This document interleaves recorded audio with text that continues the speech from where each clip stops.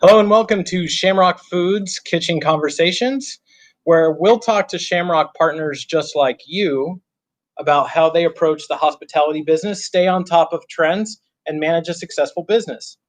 I'm your host, Jeff Piven, Business Solutions Consultant with Shamrock Foods, and I'm joined today with longtime Shamrock Foods partner, John Lane, who here in Phoenix operates Oso Brewery, among several other restaurants and outlets, including speakeasies. Great guy, longtime friend. So this should be a fun conversation. So also, audience, we invite you to join in, ask questions. You could see down below. You can comment a question in, and we can answer this live. While we have John, if you want to pick his brain on all things beer, food, operations, community involvement, all the things that this gentleman is awesome at, and we're stoked to talk to you today. So welcome, John. I think we see you now. Thank you.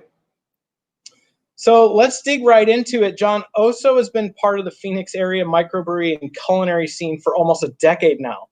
It seems like just yesterday, opening that first location, we were just talking about that. I had opened a restaurant just across the street. Tell me a little bit about how you got your start in the restaurant business. What drew you into the restaurant business as a career? So a little bit all over the place, but I did a couple of different office jobs after college, and I'll say that pretty much solidified that I was not an office person. I did finance, I did a couple other things, and it just wasn't for me. I wanted to be in touch with people and see what was going on and shake hands and, and make people happy, see their faces smile. That's awesome. The hospitality and the people's what drew me into offices are not for us. So tell us a little bit about your restaurant. How did Oso get its start? And for those outside of the Phoenix area, tell us what Oso stands for. Sure. Oso started in 2011. Started planning it only about 6 months ahead of time. Really just had worked for a lot of people, and it was time. Oso stands for Outrageous Homebrewers Social Outpost. If you've never been, we're a big craft beer house, but we also craft our own beer. And we started with a tiny little system where we would invite guests in. They would brew their beer, and a month later, their beer would go on tap with their beer's name. We charged them $50. They got a $50 gift certificate, and then they were utilized, or then we utilized their word of mouth to all their friends as kind of a marketing engagement. So. Wow, that's an interesting strategy, and it's obviously paid big dividends. I know a lot of people have made their own brew, or they named their brew for their dog, and there was a great collaborative effort. And what we found is that our customers that are the most successful through these times and through any time is the restaurant partners that are most engaged with their communities. Because they've got a solid built-in audience that's always going to be there for them. So kudos to that. Tell us about more recently. We all know kind of what's been happening out in this in the industry, and how have you had to shift strategies in the past few months? Now we could talk about how you've changed your menu, how you've changed your marketing. Just get into like what were the biggest things that you needed to change to adapt. Sure. The biggest things that we did was, I think, listen to our team members, what they were seeing and what they were hearing, and when they were going out, what was working at other places. We didn't change our menu. We didn't limit our menu. We didn't feel that was something that we wanted to do because our guests are varied, and we don't have, outside of our burgers, we don't have a category that just outsells anything. We do have a lot of outdoor space. So that kind of allowed us to do a little bit of a little bit more than your typical restaurant. Right. And we just sort of, we really relied on our teams. When our team said they didn't want to do it, or they thought we should cut hours, or they thought we should change hours, or we should focus more on, the to-go piece or the beer piece, we just kind of shifted each, I'll say every 2 weeks, we sort of did a mild shift as to what we were hearing from inside our house and outside of our house. Well, that's great. The one thing you said there that really caught my attention was that we listened, And it's kind of cliche, but you have two ears and one mouth. And I think that any great leader, the more that they listen to their people, I think that the more buy-in and the more collaboration they can get, and therefore it's much easier to move the ship. Where we're talking about business, was there any specific business or numbers strategy that you employed during this time to help bring more profitability when there's very little top line? So we originally, when all this started, we had roughly 480 employees between all of our locations. Okay. We're back at about 400 employees. Wow. We did lay off we laid them all off originally, outside of our management and some key hourlies that were there. And we did that because we knew that they wouldn't be making any money, whether I paid them $10 or $12 or whatever it was an hour. It just, wasn't sustainable for them. As we brought them back on, we asked our core people, what positions are kind of excess? What can we do without? What packaging do we have? All these different things. What are we doing where we can save a penny, a nickel, a dime?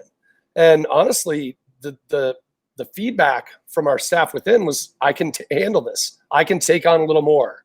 I can do this. We should change that. And when we really started to look at the numbers, once again, our team was the one that told us the path. It wasn't one of us. It wasn't 10 of us. It was a collaborative of, I'll say, 250 of us. Right. And again, leaders that listen, I think, get employees to linger longer, if I can borrow from the neighborhood here. Yeah. And this has made you stronger. You basically got stress test, you were training at altitude. And I think it's really, really cool how this industry never gives up. And, you got to paddle really, really hard if you want to ride that next big wave. So, awesome that you guys are able to, you're probably closer as a team. I mean, am I right now that you guys are all listening to each other and collaborating?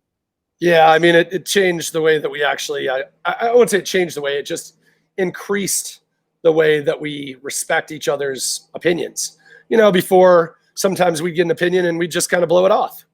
And, well, that's not, until I heard it the third time, or until, people heard it the third or fourth time, we didn't pay much attention. But now every idea we go, okay, let's take a minute. Let's shoot through the positive and negatives. And if it's more negative or more positive, then let's move on one way or the other.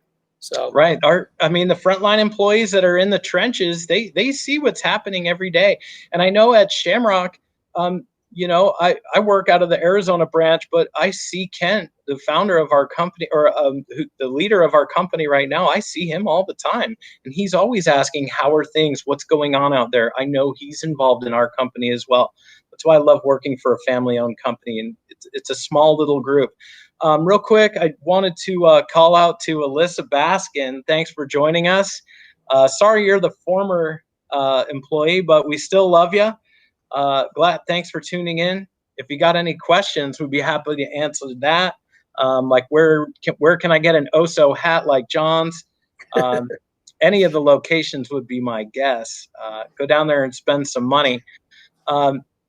Just real quick, if you're just joining us, welcome to the broadcast. I'm here with John Lane of Oso in Arizona, and we're talking about the importance of culture, leadership, and knowing your numbers in order to survive this turbulent time of ours. I want to remind our viewers at the bottom of the stream here, you can ask a question or say hi to John, or anything you want to put out into the world. I see there's quite a few people here online with us, so that's really cool. Just reminding you to engage if you have any questions. We're not afraid to ask. Don't be afraid to ask. So let's talk about, we were just talking about how we stress tested essentially our restaurant businesses. What's happening now that you hope continues into the future? We one of the things that I think has been really good is the managers really are paying attention more to the P&L. They're really paying attention more to every dime, every nickel. Before, we were successful, times were good. I didn't really come down on anyone if they had an extra expense or if they, blew a little bit extra money here or there because it was working. And they actually really helped tighten the ship a lot. We have a new system that we utilize. I think I explained that to you. Yes, sir. We have R365, which really can pinpoint anything. It's almost too much data. I mean, it is extremely robust. But it really does pinpoint a lot of those things that, that we wasted money on, that simply didn't need to be thrown away or didn't need to be utilized. We could have spent money in a better way or not spent it at all. Right. Well, we've been talking about these platforms for a long time. I mean, knowing where, like you were talking about before, just the nickels, it's not just you walked in and you found $1,000 anywhere, right? It's a nickel here, nickel there, what we'll call the river of nickels, and using some technology to give you more awareness of what your numbers are. And I thank you for calling that out. Is that whether it's costing out your dishes using Shamrock's Menu Wizard technology or using something even as advanced as a back office piece of software like that, we just need more awareness, I think, in this industry of our numbers. I've never seen an industry, if you look at Apple, they know how much each iPhone costs to the penny. But then you go into a restaurant and you're like, how much does this pasta dish cost you, Mr. Operator, sir? And they're just kind of puzzled. Well, I don't know. And I don't know, where did we get this pasta from and who made it? We got a question. Let me take a break here and answer Jordan. I know Jordan Coates. He wants to know what your favorite seasonal or rotating beer at Oso is, and also what is your favorite dish at Oso? So I've got two favorite beers, I would say. One is 1-800-273-TALK. It is, we do it normally 3 times. Well, we do it twice a year, but we always do it in September. It's a suicide beer, suicide prevention. It's one of the causes that we contribite to is suicide prevention. That's great. And then another beer that I really like as well is any of our barrel age. I like big beers. I'm not a light beer drinker necessarily. I do like lagers and that stuff, but I generally am going to go for big beers. I just had a gentleman from Bell's drop off a great beer. It's called Double Two-Hearted Ale. I've seen that. And I love Expedition Stout from Bell's. I'm from Michigan originally. Sorry, I'm going to be on this for a while, but I didn't know he's coming. I didn't know he's coming right now, but was that your Bell's rap? He's like, hey, can I get a little camera time or what? Yeah, but anyway, I love Bell's beer. I love a lot of their big beers, but I love our beers in general. I like our big beers, our big stouts, our barrel aged stuff, and then I would say any of our seasonal IPAs. I mean, they're all a little bit different, but I'm kind of all over the place with that. My favorite dish is probably our pastrami sandwich. We do it on a sweet bun, and we have a spicy pepper pickle mix. It's just a go-to for me, but I kind of hit all over the menu because I have to. I normally ask the staff when I walk in before I order anything, have you gotten any complaints on any food lately? Right. And if there's one that they've gotten complaints on, I order it. And, and I see it, whether I want it or not, if it's a salad or a burger or whatever, I always order it just to see, well, gosh, if we've gotten multiple complaints on this, what's changed or what's not being done right or. Right. Well, and a pastrami sandwich can, even though it seems simple enough and a lot of people have it on their menu, not like the one that you have where there's so many steps in the preparation that any variance can make a huge difference to your customer. And I know you care that much to be, taking one for the team and trying the pastrami for us and looking out for your customer. I appreciate that. And I went from a product, sure the beer is good too. And I went from a product that we did all 100% to a product that we now have to because Shamrock supplied me with a better quality product. Awesome. I'm glad to hear that. Yeah. So let's talk about, we've talked a lot about leadership and culture. What's one thing that our restaurant, either owners or managers out there in TV land, what's one thing that they should be doing more of? Well, I mean, I would say, I'm getting at the size that we got, it's getting harder, but they should be more engaged, obviously, with their team. And then another thing, if you don't have a mentor, if you don't have somebody you talk to, find that person. Whether it's a business owner down the street or a retired business owner or whatever it might be. I feel like when I shoot ideas off them, I almost answer my questions as I'm talking to them, because I can see the look on their face. I can see where they're, what they're thinking. Am I crazy? Am I, but they give me very honest and good feedback. Well, it's good to know what your competitors are doing, but in the same industry, it's kind of funny because in the restaurant business, there's naturally been sort of like a bit of friction between operators, and you just don't see that in other industries. They all tend to get together and learn from each other, and I think that it's time for more programs like this, for Shamrock to foster more opportunities for owners to get together and pool, because I don't think we have enough voice as a restaurant. I mean, and if I could soapbox it for just a second, there's not a big enough voice collectively for the restaurant business. I feel like all these things get thrust upon us, and it just at every step makes our business harder and less profitable. So, I think the more that we can get together and talk as groups, I think it's going to be great. And I'm looking forward to maybe hosting something like that in the future. Let's talk about how you can balance keeping things, we've got supply chain issues right now. How can you keep things current and fresh, but also, keep up with what's available? And, how can you be creative, but then keep it all within the constraints of food cost and supply chain? Sure. I think that is very tough right now, especially as you mentioned. I mean, some of the supply chain issues, some of the cost issues now. I mean, things have gone up, and it's by no fault a distributor or whoever. It's Right. just a fact of the times. So it has become if you can find some of those creative local ingredients, or find some of those seasonings or spices, or something that's not expensive, that's not going to drive your price point through the roof, to alter Right. a dish, to make a new dressing, to do those extras, but without, once again, buying a different protein that's 50 cents more per ounce than it was, whatever, 6-8 months ago. So it's been challenging. I mean, Yeah. especially setting up a new menu. My business partner and one of our core managers are opening a new business. I'm kind of guiding and helping and doing some stuff, but they're pretty much doing it. But it's got different menu items, and they've been challenged with getting their food costs to a certain point while still providing that quality. I mean, that's the hard part. I mean, but as you see in fast food as well, or in fast casual, everything's gone up. So, I mean, it's inevitable that it's going to go up. It's part of our economy. It always will. Right. Hopefully we're not outpricing people. That's the only fear I think a lot of restaurants in sort of our range, that middle sort of casual dining, are struggling with. Where can I take it up another 50 cents? And it might not seem like a lot, but I mean, it's a lot when it comes to the end of the year. Right. Well, sometimes we have to have the dish make sense.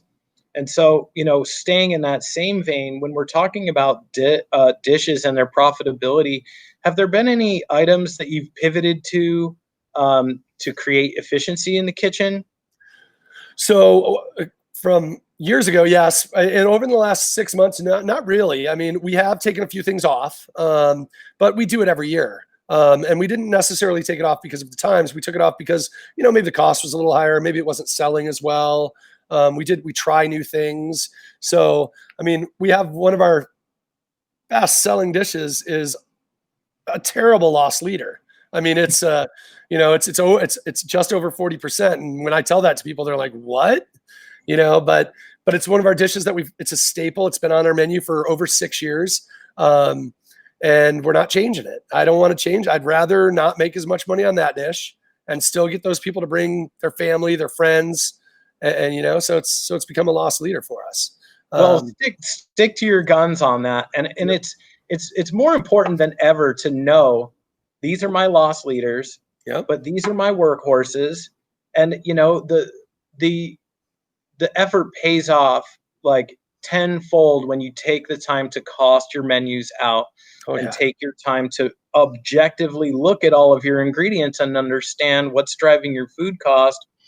And it's obvious that you understand that your food cost is driven a lot by what your customer orders, not necessarily the prices, how they come in or how it's put on the plate.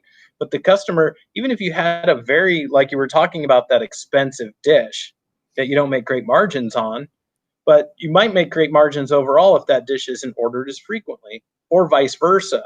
In the case of like wings, where we have some places that it's tons and tons and tons of wings, and wings are very expensive at times. I mean, it's around Super Bowl. It's like they're worth their weight in gold almost. Well, maybe silver. But, you know, and overall looking at a balance and just knowing that if you do have a dish that's 40%, but you're putting your best dish forward that you possibly can to represent the Oso brand, and you don't make great money on it all the time, it is what it is, because it's not always about the margin or the profit or whatever. You know, you want that customer to come back. Well, and the thing we did with that dish, that specific dish, is we did it at a 35% cost, and we did it at a 30% cost. We took down some ounceage. We took away one item. We took away, and it just didn't look right. It just wasn't what we wanted. It wasn't what we needed. You know, it didn't hit a home run with our team. And if it doesn't hit a home run with our team, then it certainly is not going to hit a home run with our guests. Right. So. Well, we're seeing a lot in the marketplace, just to backfill this a little bit, is that, you know, our operators are taking shortcuts with, for instance, like processed produce, in order to spend more labor in other ways that are more effective or show more value to the customer. And that's a classic discussion around, you know, the knife versus the whisk, where your customer doesn't care how you cut it. You know, you're not bragging that this is hand cut salad, but you are bragging that it's a handmade dressing. So where are you going to allocate your labor? So, and I know that you guys make a lot from scratch, but you have to kind of pick your spots, because you can't do everything from scratch. Otherwise, you're a produce manufacturing company at the end of the day. So, and when you take into some of the when you take into the waste on some of those things, yeah, sure, it costs 20 cents more an ounce, but I have zero waste. You know, and a lot of people I don't think they understand the waste scale of certain products, whether it be tomatoes or bacon or, you know, or any of that. I don't think a lot of people, they just go, oh, well, it costs this much per case. This is how many slices we get. That's 100% real. Well, it's not, you know, and unfortunately I learned that lesson a long time ago. Thank God. Right. I mean, and you learn the lesson and then you take action on it. So one of the things I used to had numerous restaurants in the burger segment. And, you know, we would process lettuce, tomatoes, all those things that you were talking about. One of the biggest hacks, that this is probably something our customers out there could turn around, do tomorrow, and make more money tomorrow, is take all of the trash cans off the line and out of the prep area. Just keep your one big can by the back door, and keep your Slim Jims back there too. And in the prep area, keep a clear Lexan 22 quart. And that's where all the trash goes for prep, because, you know, it's either boxes or it's going to be like cores or seeds or whatever you're processing back there. And then on the line where there should be a trash can, put a bus tub. Yeah. Because every mistake in that bus tub is a coaching opportunity. And it does, you know, if you ruin one patty, that could blow that cost savings you thought you had for the entire case. So there's a cool hack if you guys wanted to check that out. I'm anxious to hear. I've got this question teed up. Now, sure. Oso aside, we know you guys slay the game on the food side. Tell me about your favorite dish right now at any restaurant, or even in your own home. Tell me, like, what's happening for you in the culinary world. My favorite dish right now anywhere. I don't know exactly. I mean, I go out a lot, but you know, I like pretty much everything I've had at a little neighborhood restaurant right next to my location, my original location. It's called Vicina. Oh yeah. I really pretty much, they just changed their menu. So I don't know that I've had much of their, like, they've taken off some stuff, seasonal stuff. So I really enjoy what they have going. And I like all of I mean, I don't think I've had a bad dish there. And I've eaten there probably half a dozen times at least. Outside of that, you know, I go to a bunch of the Foxes because they're all in my neighborhood. So I like some of their dishes. I go to, you know, all over the place. I mean, I don't know that I have a favorite. I always ask. I rarely order for myself. I normally ask the waiter what the best two things are. Right. And a lot of times, if they're not entrees, if they're not both entrees, I'll get them both. If it's an appetizer and an entree, then I'll take both of them. Please, you know. I went to dinner last night and I got 2 appetizers. Yep. I'll have to say that I think probably my favorite dish out there right now is from a restaurant called Pitch. Oh yeah. Down on 4th and Thomas. Dude, at their brunch, they've got a breakfast burrito with short ribs, and then they do the eggs on top of it over easy with like a Southwestern, like Bernays or something. It's always hot. It's always fresh. It's awesome. I love that you said I take recommendations, because I think for our customers watching out there, our operators watching out there, every table touch, when a customer is asking for a recommendation, that's an opportunity to sell, right? And a lot of times, you know, you'll get, well, you know, they might not know the menu that well, so they're not confident in you know, recommending something. You know, maybe they don't like that kind of food, so they're not able to give a recommendation, and then they've just blown their whole credibility with the table. So, you know, a lot of times I go out and I ask, hey, what's good? And they say, well, everything's good. I'm like, yeah. Well, I do the same thing. On the same back end, if somebody doesn't know something, I just said it to the staff here yesterday. They're doing training, and I was doing the beer training. And I said to them, I'm like, if you don't know, don't lie. Say, you know what? I'm not sure. I've only been here a short period of time. Let me get another server so that they can tell you what their favorite dishes are. I mean, literally get somebody else involved, get a manager, get the owner, get whoever, because I'd much rather that person be happy than be unhappy. And as it comes to food, you know, I can't give them a sample of a pastrami sandwich, but when it comes to beer or the other things, yeah, I can go pour you a sample. If you know, I'd rather not waste a 16-ounce pint. I'd rather waste a 2-ounce sample on you hating the beer. Right. So, or showing you something you maybe wouldn't have tried a full pint. You got a little sample, and now it's your favorite. You're taking home a growler. Yep. So last question before I let you go. I know we're getting close here. Who's somebody in the restaurant business that you admire, and tell me what you admire about them?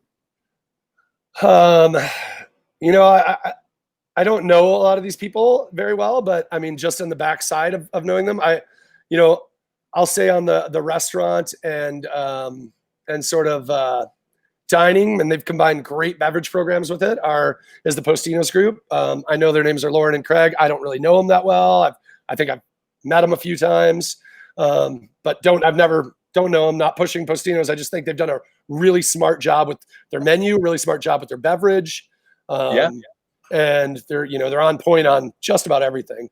On top of that, also, I would say, you know, obviously everybody wants to be a Houston's, if they could, or, you know, a Hillstone. They just nail it.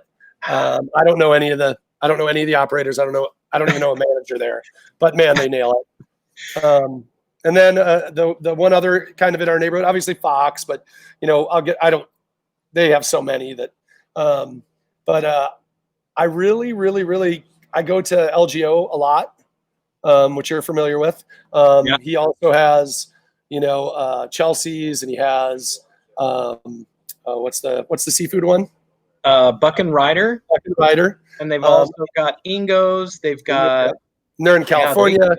And I really like what they do. I mean, it's simple and it's value, but it's also, you can spend a lot if you want. You know, you can take it. There's no barriers between the sale and their products. I really appreciate that. And then anybody in the Arizona market that hasn't had the fried chicken sandwich from Ingo's, you need that in your life. Well, John, thanks again. And they have a great Paloma too. Oh yeah. FYI. I generally am the drinking side of the business, not necessarily 5 o'clock somewhere. Well, thanks again, everybody, for joining Shamrock Foods Kitchen Conversations. Special thank you to John Lane. Thanks for taking the time out of your busy day. I hope you guys enjoyed the show. Keep the comments coming because we're going to stay on this live feed and answer any questions we didn't get to. I see that there's a couple in there. And we'll see you guys on October 8th for our next Kitchen Conversations. Thanks, John. I'll see you soon for a beer. Take care, brother. Thank you.